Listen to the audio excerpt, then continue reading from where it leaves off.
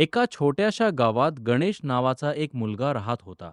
लहानपणी त्याचे वडील वारले होते. घरात फक्त तो आणि त्याची आई सुमित्राबाई. सुमित्राबाईंनी आपल्या मुलासाठी आयुष्यभर कष्ट केले. कधी शेतात मजुरी केली, कधी भांडी घासली, तर कधी उपाशी राहून मुलाच्या ताटात भाकरी ठेवली. गणेशला चांगले शिक्षण मिळावे, त्याने मोठा माणूस व्हावे, एवढेच तिचे स्वप्न होते. एकदा गणेश आजारी पडला. त्या रात्री सुमित्राबाईने झोप न घेता त्याच्या कपाळावर पाण्याच्या पट्ट्या ठेवल्या. ती देवाला म्हणाली, "देवा, माझ्या मुलाला काही होऊ देऊ नकोस.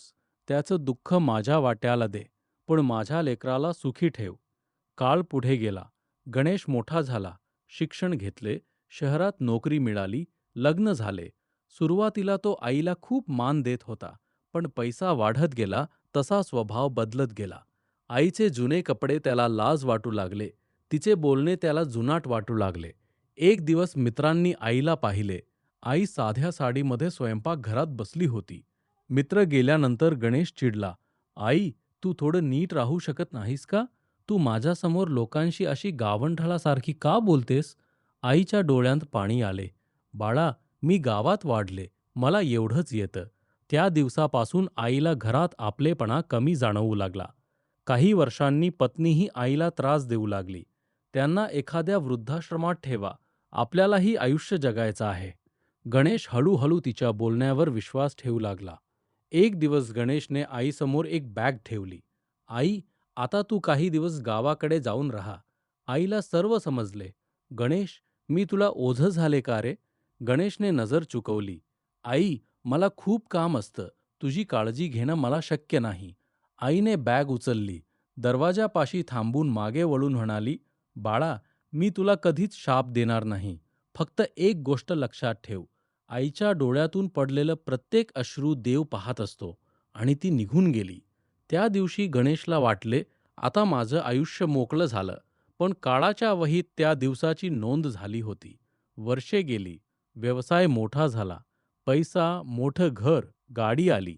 पण घरात आनंद आला नाही. मुलं मोठी झाली. मुलगा परदेशात, मुलगी दुसऱ्या शहरात. गणेश 60 वर्षांचा झाला. एक दिवस व्यवसायाला धक्का बसला. पैसा कमी झाला. मित्र दूर गेले. हळूहळू गणेश एकटा पडला. एक रात्री हॉलमध्ये एकटा बसला होता. भिंतीवर आईचा जुना फोटो. आठवणी जाग्या झाल्या. आईने शाळेत नेले होते. उपाशी राहून भाकरी ठेवली होती. आजारी असताना रात्रभर हात ठेवला होता. आणि ज्या दिवशी त्याने आईला घराबाहेर काढले होते, डोळ्यातून अश्रू वाहू लागले. "आई, मी किती मोठी चूक केली." त्याने शोध सुरू केला. गावात गेला. शेजाऱ्यांना विचारले, "तुझी आई काही वर्षांपूर्वी गाव सोडून गेली. कुठे गेली माहीत नाही." शेवटी एका जुन्या मंदिराजवळ एक वृद्ध महिला दिसली. देवाचे नाम स्मरण करत होती. गणेश जवळ गेला. हृदय थरारले. "आई." तीच होती. गणेश पायांवर कोसळला. "आई, मला माफ कर."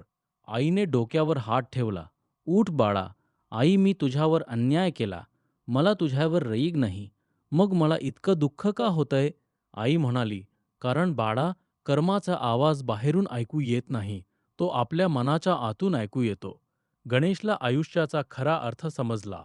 ज्याला ओझे समजले होते, तीच आई आयुष्यभर प्रेम देत होती. ज्याला घराबाहेर काढले, त्याच आईने मनातून बाहेर काढले नव्हते. गणेशने आईला घरी आणले. त्याने ठरवले, ज्यांनी आई-वडिलांना एकटं सोडलं आहे, त्यांना मी हा संदेश देणार. गावात वृद्धांसाठी निवासस्थान सुरू केले. एका वृद्धाने विचारले, "तू हे सगळं का करतोस?" गणेश म्हणाला, "कारण मला उशिरा समजलं. आई-वडिलांची सेवा करण्याची संधी आयुष्यात एकदाच मिळते. पैसा पुन्हा मिळू शकतो, घर पुन्हा बांधता येतं, पण आईचा हात पुन्हा मिळेलच असं नाही."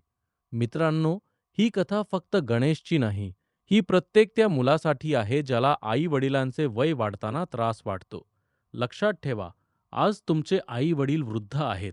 उद्या तुम्हीही वृद्ध होणार. आज ते तुमच्यावर अवलंबून आहेत. उद्या तुम्हालाही आधाराची गरज भासेल. म्हणून आई-वडिलांना कधीही ओझं समजू नका. त्यांच्याशी प्रेमाने बोला. त्यांच्यासाठी थोडा वेळ काढा. आई-वडिलांना महागड्या वस्तू नको. फक्त तुमचा प्रेमळ आवाज, तुमचा हात हातात हवा आणि हे जाणवायला हवं की माझं लेकरू अजूनही माझं आहे. कर्माचं फळ कधी मिळेल हे माहीत नसतं, पण आपण जसं वागतो त्याची सावली कधीतरी आयुष्यावर पडते.